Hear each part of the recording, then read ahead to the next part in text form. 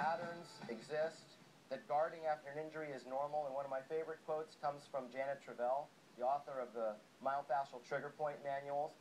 She was John F. Kennedy's physician, the first female White House physician, and she said after an injury, tissues heal, but muscles learn. They readily develop habits of guarding that outlast the injury. And so when I see people, I'm not thinking hardware, I'm thinking software. I'm not thinking structure, I'm thinking function.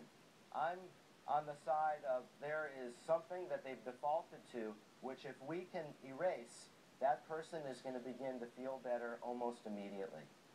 It doesn't give me permission to not identify red flags of tumor infection and fracture and to rule them out.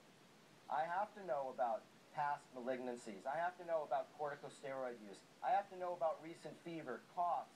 I have to know about infections, other familial risk factors, because when there are red flags, I have to look at structural things.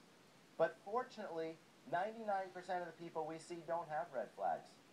And we can identify the 1% who might with very simple medical screens. This is not rocket science, even if it's based on it. So Travell's quote is one that we share in our report of findings to explain why their traps are so tight, why their calf is so tight, why there's so much protection, because that's normal. And they're worried about their injury because they've been told you have a ruptured disc, you have a torn disc. The language is something which inculcates catastrophization and fear avoidance behavior.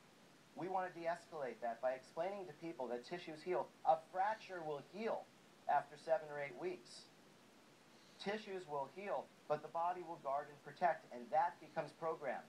So we're going to work on the software, and this, again, is something that can liberate people. We want to reset the computer, reboot it.